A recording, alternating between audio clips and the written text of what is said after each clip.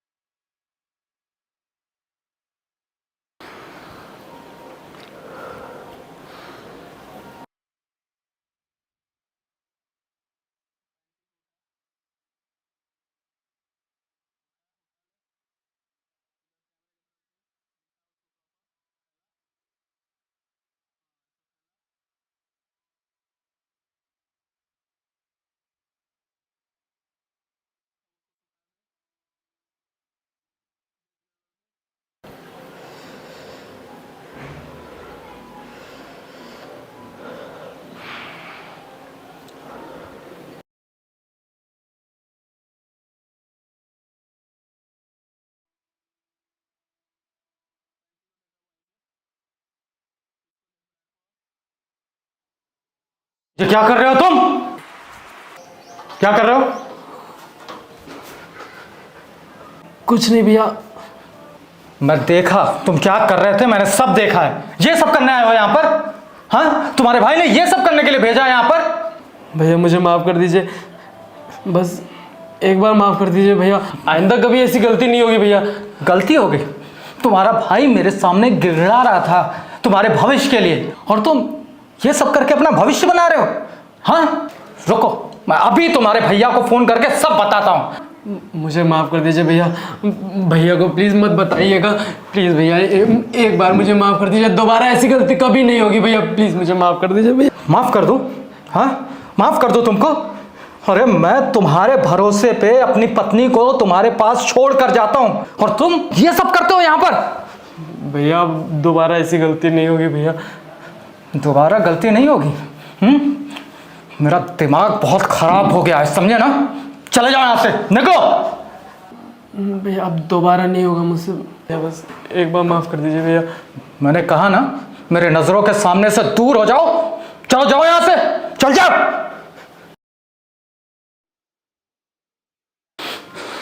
योगिता, योगिता! क्या हुआ? क्यों आसमान सर पे उठा रखा है? ये सब क्या है? ब्रा है? धीरे बोलो, तुम में जरा भी शर्म है कि नहीं? कोई ऐसे ब्रा पैंटी सरेआम डालता है? पर हुआ क्या ये तो बताओ। अभी 2 थप्पड़ मारूंगा ना, सब समझ में आ जाएगा।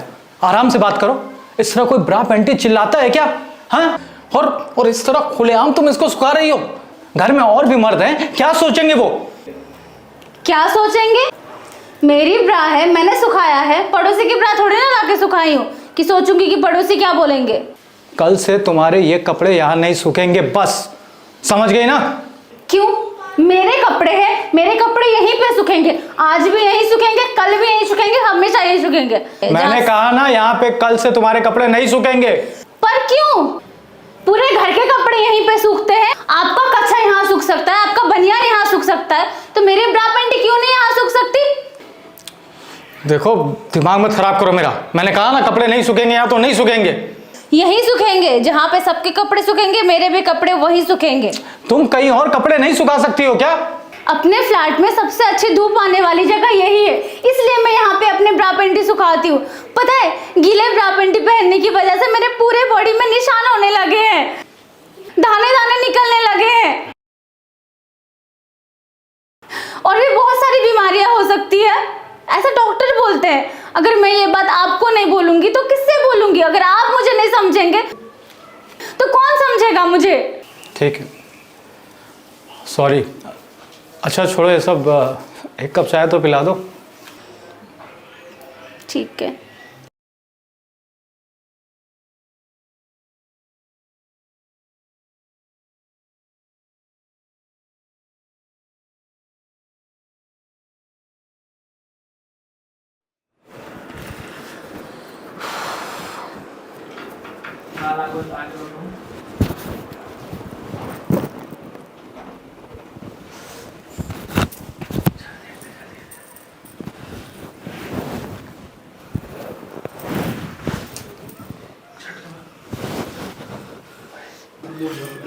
तुम यहाँ पे, हाँ तुम्हें यहाँ पढ़ने के लिए रखा गया है ना तुम्हारे भैया ने, और तुम मेरे साथ ये सब कर रहे हो?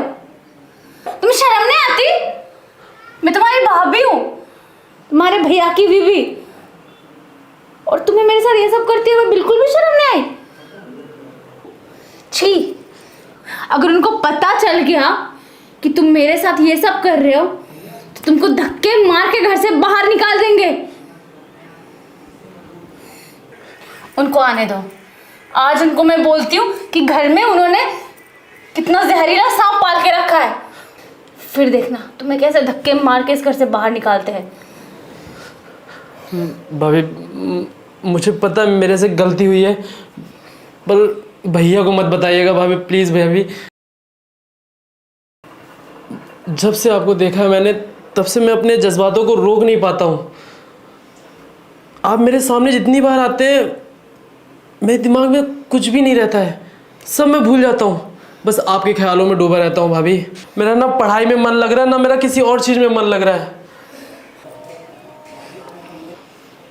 मैं अपने जज्बातों को बयान नहीं कर सकता आपके सामने।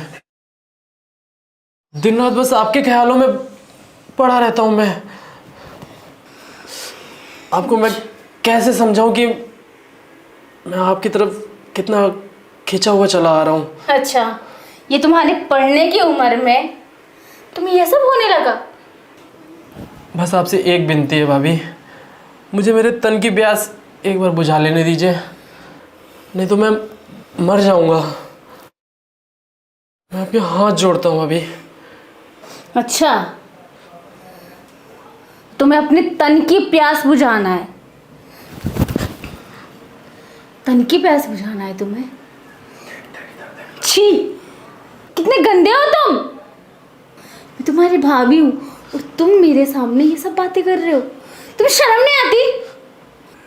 नहीं, आज तो आने ही दो तुम्हारे भैया को, फिर देखना क्या होगा तुम्हारा। निकलो अभी के अभी, और तुम्हारा ये हिसाब ना तुम्हारे भैया के सामने करूंगी मैं।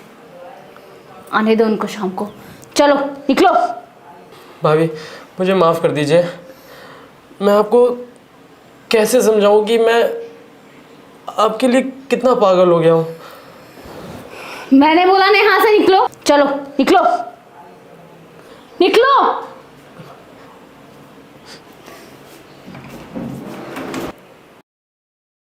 हे भगवान, मैंने ये क्या कर दिया?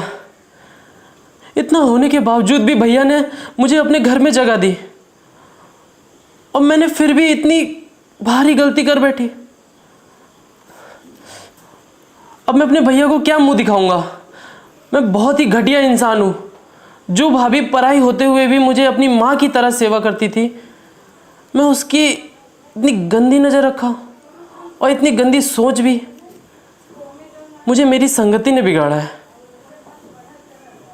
मुझसे बहुत बड़ा पाप हुआ है, इसकी सज़ा तो मैं खुद को दे के रहूँगा। मुझे जीने का कोई हक नहीं, मुझे जीने का कोई भी हक नहीं।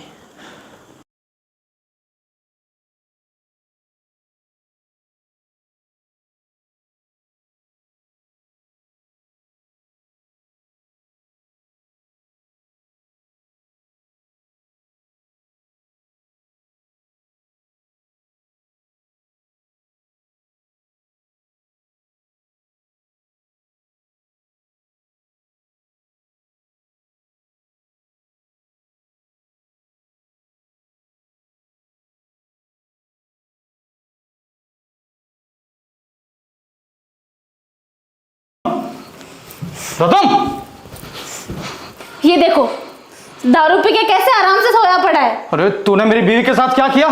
हाँ, क्या किया? गौतम, है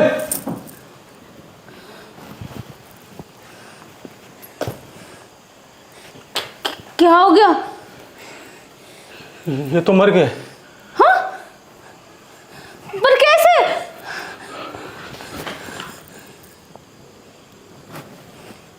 इसमें जहर है।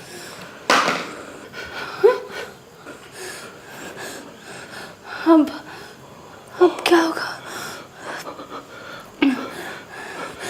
अरे इसका भाई दिन रात मेहनत करता था, किसानी करता था ताकि अपने भाई को बड़ा आदमी बना सके।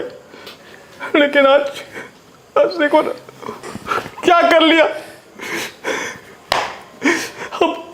अब मैं इसके भाई को क्या मुंह दिखाऊंगा, क्या बोलूंगा उसको कि तुम्हारे भाई ने क्यों आत्महत्या की।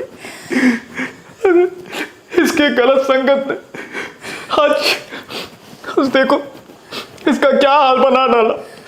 मुझे पछतावा हो रहा है, मैंने आखिर इसे अपने आप बुलाया ही क्यों। मुझे कुछ समझ में नहीं आ रहा अब क्या होगा। इसका भाई तो रो रो के मर जाएगा। वो सारी जिंदगी बस इसी आस में मेहनत कर रहा है कि मेरा भाई पढ़ लिख कर अधिकारी बन जाएगा, गांव में उसका नाम होगा, उसके माता पिता शान से सर उठा के गांव में घूमेंगे। लेकिन देखो ना उसका भाई।